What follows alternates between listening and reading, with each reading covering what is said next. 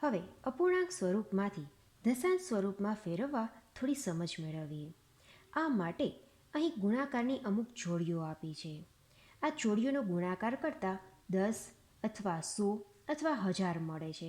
જેમ કે 2 ગુણ્યા 5 અથવા 5 ગુણ્યા 2 એટલે 10, 2 ગુણ્યા 50 અથવા 50 ગુણ્યા 2 એટલે 100. અહીં આ મુજબ અમુક જોડીઓ દર્શાવેલ છે. આ જોડીઓની મદદ વડે આપણે અપૂર્ણાંક સ્વરૂપને દશાંશ સ્વરૂપમાં ફેરવીશું. જેમ કે અહીં અપૂર્ણાંક સ્વરૂપ છે 1/2.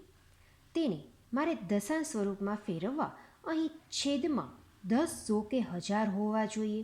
તો અહીં 10 હું લાવી શકું છું. તો 2ને 5 વડે ગુણતા આપણને 10 મળે.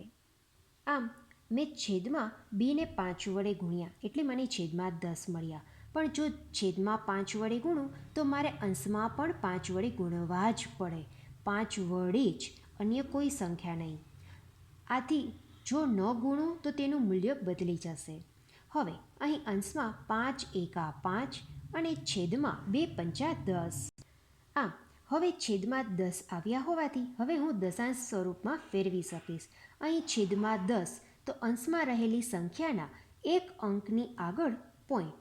આમ જવાબ મળ્યો 0.5 એટલે કે 5 દશાંશ. હવે અહીં આ અપૂર્ણાંક સ્વરૂપમાં પણ છેદમાં 2 છે. તો મારે દશાંશ સ્વરૂપમાં ફેરવવા અહીં 10, 100 કે 1000 લાવવા પડે. આથી હું અહીં પણ 2ને 5 વડે ગુણીશ. છેદમાં 5 વડે ગુણ્યા તો અંશમાં પણ 5 વડે જ ગુણીશું. આમ 15 પંચા 75 છેદમાં 10 મળ્યા. હવે દશાંશ સ્વરૂપમાં દર્શાવવા અહીં 10 હોવાથી અંશમાં રહેલી સંખ્યાના જમણી તરફથી શરૂ કરતા એક અંકની આગળ પોઈન્ટ એટલે 5ની આગળ પોઈન્ટ અને બાકી રહેલા અંકો આગળ લખતા જવાબ મળ્યો 7.5. આ મુજબ અહીં પણ છેદમાં 2 હોવાથી અંશ અને છેદ બંનેને 5 વડે ગુણી છેદમાં 10 લાવી. આમ જવાબ મળ્યો 5.5 છેદમાં 10. હવે તેને દશાંશ સ્વરૂપમાં દર્શાવવા અહીં 5 પૂર્ણાંક એટલે પોઈન્ટની આગળ 5 અને 5 દશાંશ એટલે કે પોઈન્ટ પછીનું તરતનું સ્થાન એટલે દશાંશ. આમ 5. જવાબ મળ્યો 5.5 એટલે કે 5.5 દશાંશ. અહીં 3ના છેદમાં 4 છે. અહીં 4, તેની જગ્યાએ હું 10 લાવી શકું નહીં, કેમ કે 4ના ટેબલમાં 10 તો આવે જ નહીં. આથી હું 10ની બદલે 100 લાવવા પ્રયત્ન કરીશ. તો હમણાં આપણે આગળ જોડીઓ જોઈ તેમાં 4 ગુણ્યા 25 એટલે મળે 100. આથી મેં છેદમાં 25 વડે ગુણી હું 100 લાવીશ. છેદમાં 25 વડે ગુણ્યા તો અંશમાં પણ 25 વડે ગુણાકાર કરવાનો. આથી જવાબ મળશે 75 છેદમાં 100. હવે દશાંશ સ્વરૂપમાં દર્શાવવા છેદમાં 100 તો અંશમાં જમણેથી શરૂ કરી 2 અંકની આગળ પોઈન્ટ એટલે કે 75ની આગળ પોઈન્ટ અને આગળ કંઈ સંખ્યા ન હોય તો 0. આમ જવાબ મળ્યો 0.75 શતાંશ. અહીં છેદમાં 20 છે તો હું 10 ન લાવી શકું, તો 20ની બદલે હું 100 લાવીશ.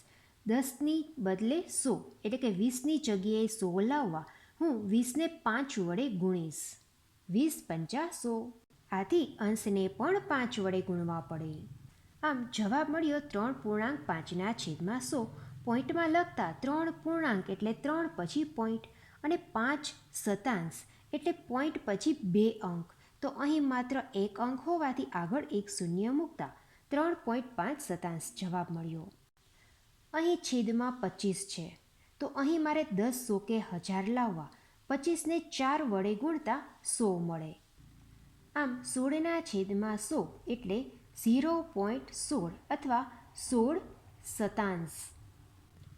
અહીં છેદમાં 8 છે તો અહીં 10, 100 કે 1000 લાવવા માટે 100 કે 10 તે 8ના ટેબલમાં આવે નહીં. આથી હું અહીં 8ની જગ્યાએ 1000 લાવીશ. આ માટે 8ને 125 વડે ગુણવા પડે. આમ 8 ગુણ્યા 125 એટલે 1000. 625ના છેદમાં 1000 તેને દશાંશ સ્વરૂપમાં દર્શાવતા 0.625 જવાબ મળે. અહીં આ મુજબ છેદમાં 125 છે તો અહીં 1000 લાવવા માટે 125ને 8 વડે ગુણીશ. આથી અંશને પણ 8 વડે ગુણીશું.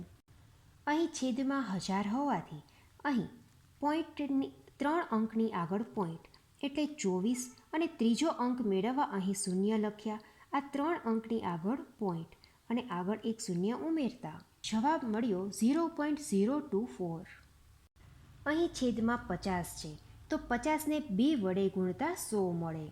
આથી જવાબ મળ્યો 6.14/100. પોઈન્ટમાં દર્શાવતા 6.14 જવાબ મળ્યો 6.14. અહીં છેદમાં 40 છે તો અહીં 10 કે 100 લાવી ન શકાય. આથી 1000 લાવતા 40ને 25 વડે ગુણીશું. આથી જવાબ મળ્યો 175/1000. પોઈન્ટમાં દર્શાવતા 0.175. આમ બાળકો, અપૂર્ણાંક સ્વરૂપને દશાંશ સ્વરૂપમાં ફેરવતા ખાસ ધ્યાન એ રાખવું કે છેદમાં 10, 100 કે 1000 હોય તો જ આપણે અપૂર્ણાંક સ્વરૂપને દશાંશ સ્વરૂપમાં ફેરવી શકીશું. આ માટે અહીં દર્શાવેલી આ જોડીઓ ખાસ યાદ રાખવી. Thank you.